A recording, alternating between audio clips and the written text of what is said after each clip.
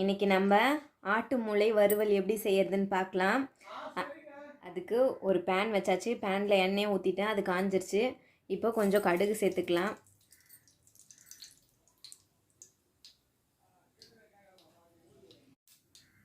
கடுகு பொரிஞ்சாச்சு.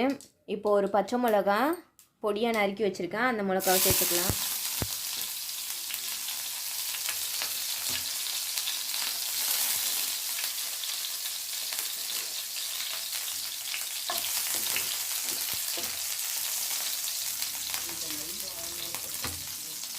ஒரு பெரிய வெங்காயம் நறுக்கி வச்சுருக்கேன், அதையும் சேர்த்துக்கலாம்.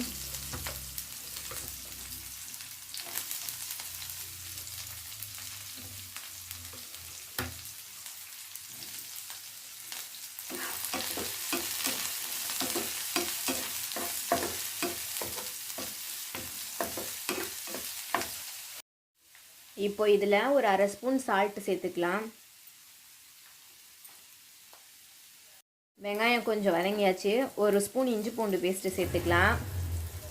இஞ்சி பூண்டு பேஸ்ட்டு சேர்த்து நல்லா கிளறி விட்டுடலாம். இப்போ இன்றைக்கி நான் இந்த மூளை வறுவலுக்கு முட்டையும் சேர்க்க போகிறேன்.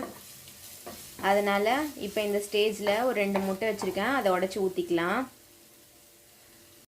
இஞ்சி பூண்டு பேஸ்ட் பச்சை வாசனை போயாச்சு. இப்போது முட்டை உடச்சி ஊற்றிக்கலாம்.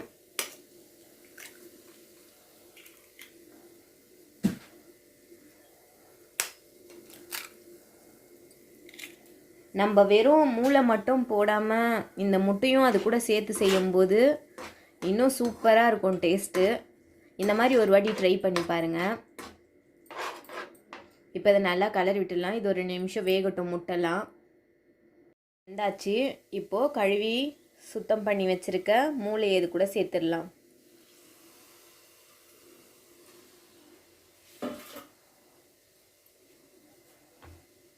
இது கூட ஒரு 1/4 ஸ்பூன் மஞ்சள் பொடி சேர்த்துக்கலாம்.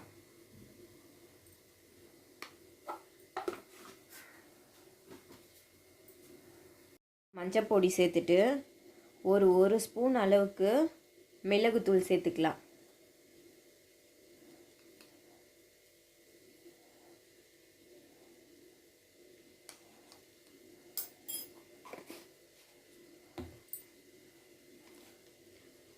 ஒரு அரை ஸ்பூன் அளவுக்கு கரம் மசாலா சேர்த்துக்கலாம்.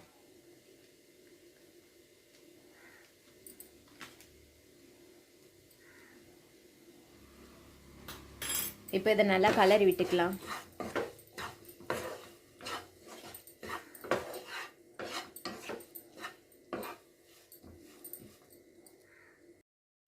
இது ஒரு 5 நிமிஷம் இருக்கட்டும், அப்புறம் வந்து பார்க்கலாம் எப்படி இருக்குன்ட்டு. மூளையும் நல்லா வெந்தாச்சு.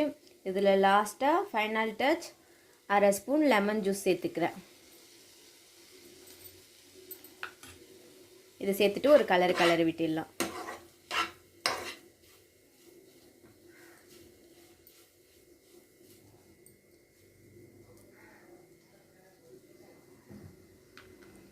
அவ்வளோதான், மூளை வறுவல் ரெடி.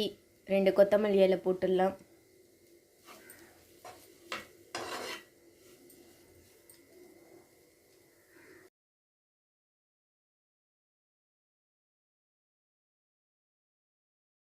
அஸ்வினி, ஆட்டு மூளை வறுவல் சாப்பிடலாமா? ரெடியா? சாப்பிடு.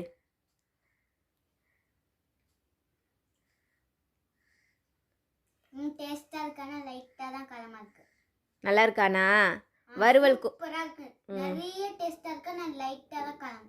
சரி, வறுவல்னா அப்படிதான் கொஞ்சம் காரமாக இருக்கும். ஓகே, நீங்களும் வீட்டில் இதே மாதிரி ஆட்டு மூளை வறுவல் முட்டை சேர்த்து சமைச்சு சாப்பிட்டு பாருங்க. வீடியோ பிடிச்சிருந்தா லைக் பண்ணுங்க, ஷேர் பண்ணுங்க, சப்ஸ்கிரைப் பண்ணுங்க. ஓகே, பாய்.